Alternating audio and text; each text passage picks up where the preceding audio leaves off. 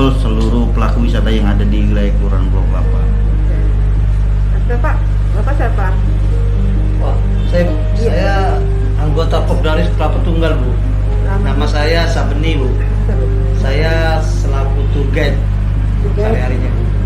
Sudah bisa nyelam berarti kan yang kemarin ya? Bisa nyelam, bisa semua nyelam kita. Insya Allah belum pasti bisa, Bu. Insya Allah.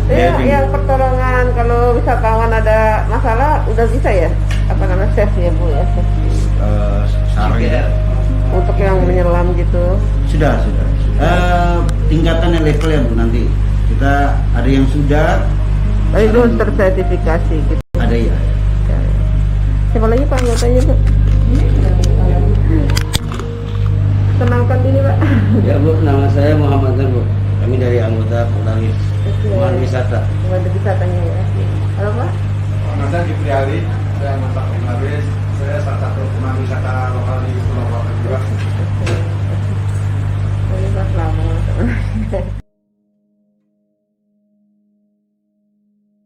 Sudah sampaikan sih kepada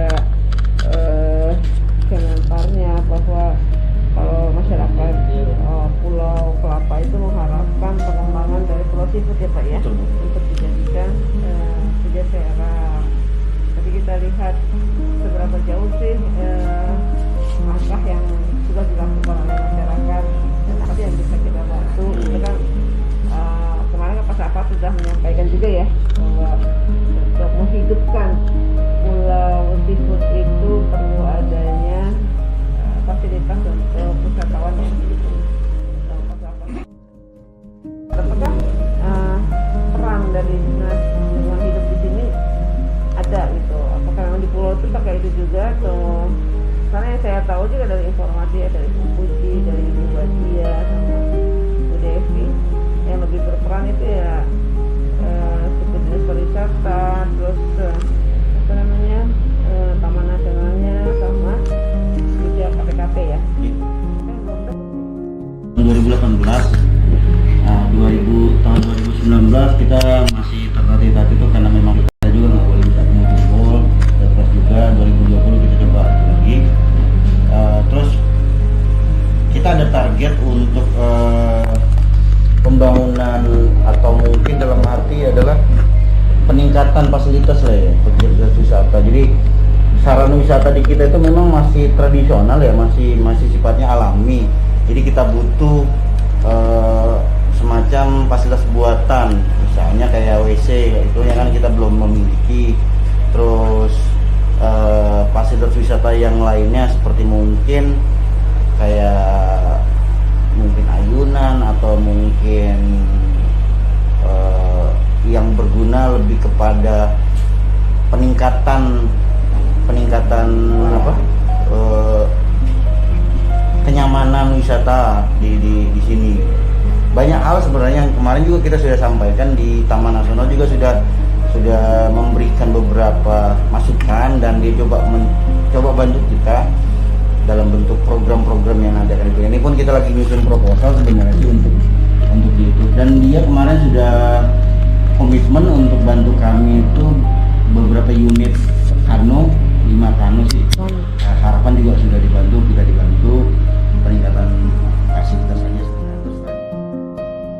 Dari kita urunan itu sudah kita lakukan ya, misalnya bikin ikon, terus nama, swadaya teman-teman masyarakat, terus kita pendataan homestay sampai kampanye homestay kita sudah videokan loh, supaya biar nanti dilihat di masyarakat, di wisatawan, apalagi laporan pemerintahan lebih penting. Saya pikir itu bahwa upaya kita itu udah pernah mendatangkan, tapi himbauan untuk menyadarkan luas pada COVID. Terus terkait masalah polusi pot ini, memang dari program kita cukup panjang, kita sudah bikin programnya kemarin kita masih tulis-tulisan ya.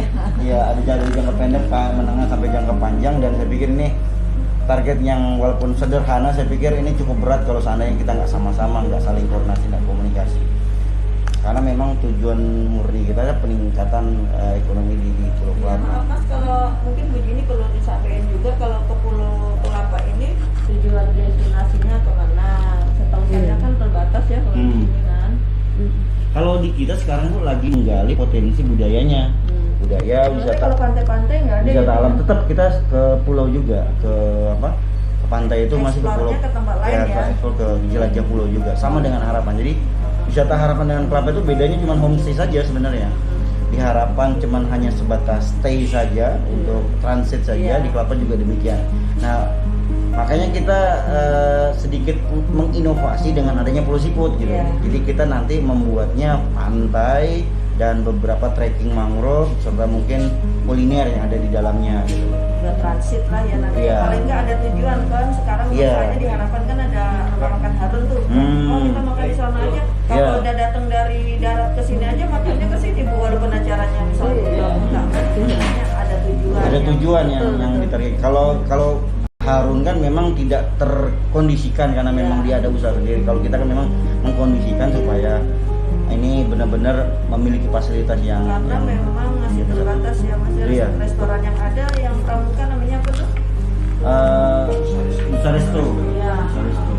Dulu memang menjadi Nusa favorit. Keramba. Ya, Nusa Keramba itu Nusa Resto menjadi favorit. Sekarang beralih ke Harun karena memang mungkin dari peningkatan kualitas masakan dan sebagainya. Harganya juga kan kalau di sana kan kalau di Purwakarta kan satu orang 300.000. Kalau di sini 100.000 kalau nggak salah deh. Ya betul Oke. betul.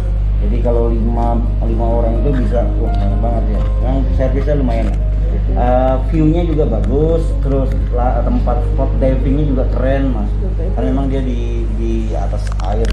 Kalau di kita nanti mengandalkan lebih kepada wisata alam, snorkeling, dan kebetulan kita juga di Taman Nasional kita sedang ada kerjasama kemitraan konservasi bu.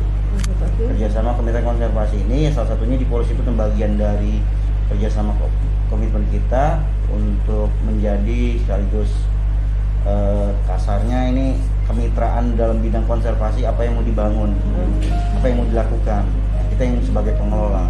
Makanya Pulau Siput ini kita ajukan, terus beberapa lahan di lautnya juga memang masuk dalam kawasan Taman Nasional ya sudah kita. Apa tuh Pak? Kalau di konservasinya kita lebih ke terumbu karangnya, mangrove-nya, sama lamunnya.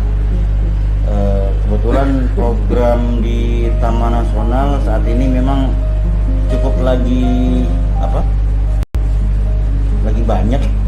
Jadi kita agak di bulan Oktober itu memang kita lagi padat ada pelatihan yang diberikan oleh Taman. Karena kita kan bagian dari, jadi kita bayar PNBP gitu, bayar PNBP masuk dalam izin usaha penyedia jasa wisata IUPJWA. Kalau di kita bu di ke Parekraf itu ada izin mikro ya bu.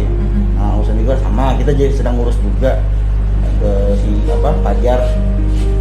Kalau di sini kita ada itu ya, karena memang tuntutannya karena masuk ke dalam kawasan pemandu atau penyedia jasa wisata itu wajib memiliki IUPJWA. Nah, masih gitu sih. Jadi kita mendapatkan fasilitas berupa misalnya pelepasan tuki gitu, terus mungkin mendapatkan pelatihan yang mungkin bisa diharapkan. Pelatihan diving tuh kita juga dapat bu. Ya alhamdulillah sih dari situ mungkin ada nilai plusnya dari keikutsertaan kita di UPJA. Yang dilatih apa ya Pak? Pelatihan diving. Diving spesialnya khusus tentang apa? Penyelaman atau Penyelamatan. Penyelaman. Jadi masih A1 open water gitu. Kemarin sebelum sudah saya juga salah satu bagian dari ikut pelatihan sana di berharap terus ke depannya mengharapkan pembinaan gitu ya, baik dari Parekrafnya maupun dari Taman Nasionalnya. Kami pikir memang dua instansi ini memang menjadi harapan kami untuk selalu dari sini dibina terutama. Ya karena kalau dari Parekraf kemarin sudah koordinasi ke kabupaten, memang diharapkan kan kalau Kelapa sudah ada Kopdarwis kelurahan ya Mas ya. Nah akan kita tingkatkan kemudian Kopdarwis kecamatan, Kopdarwis kabupaten. Kalau enggak dalam hal kegiatan tingkat kabupaten ada yang mewakili lah ya dari Kopdarwis koordinasi itu, jadi informasikan cepat gitu kan ya. Kita sih memang berharap demikian ya, karena memang tingkatan koordinasinya kita kadang-kadang terbatas di tingkatan wilayah. Kalau kita di kelurahan paling kita komunikasi tingkatan kelurahan. Ya bisa saja sih tinggal kecamatan atau kabupaten kita lakukan komunikasi, tinggal bagaimana kebutuhan kita peranan. Tapi kalau sudah ada yang posisi berada di tingkat kabupaten atau kecamatan, enak ada komunikasi lanjutan tingkat